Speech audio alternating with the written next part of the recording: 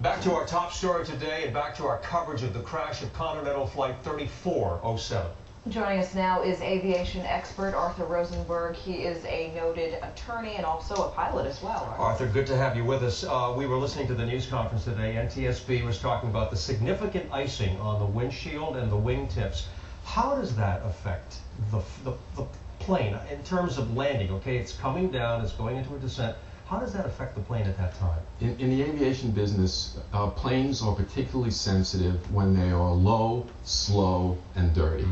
You're low when you're landing, you're low when you're taking off, you're slow when you're landing, you're slow when you're taking off. Airfoils are designed to produce a certain amount of lift. Engineers spend years deciding the shape of the foil. When you look out on a wing, you see the leading edge, that's the most critical part of a wing. When ice forms on a wing, it destroys lift. This airplane, this de Havilland Dash 8, weighs 65,000 pounds.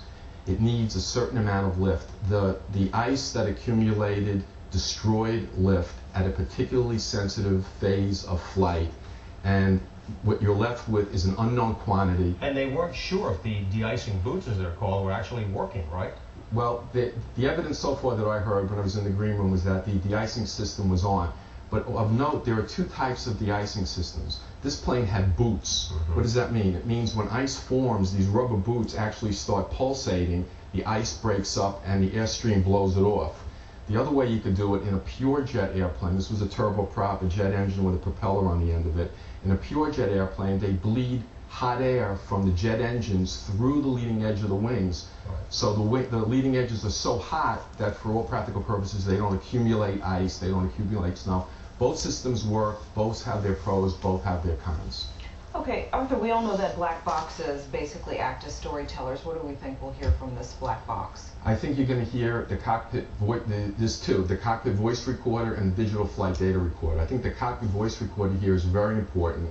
It shows that this flight crew knew from the time they were cleared from 16,000 where there was no ice through known icing conditions, that they were aware of it. It was on the windshield. They could see it on the leading edge of the wings, which is a horrible situation. The flight data recorder will give lift and drag parameters that the NTSB will be able to calculate and show how the performance of the airplane was degraded and account for why it basically fell out of the sky. It is such a sad story, an unfortunate thing to report. Arthur Rosenberg, we thank you very much for joining us and your insight. Thank you. Thank you, Arthur.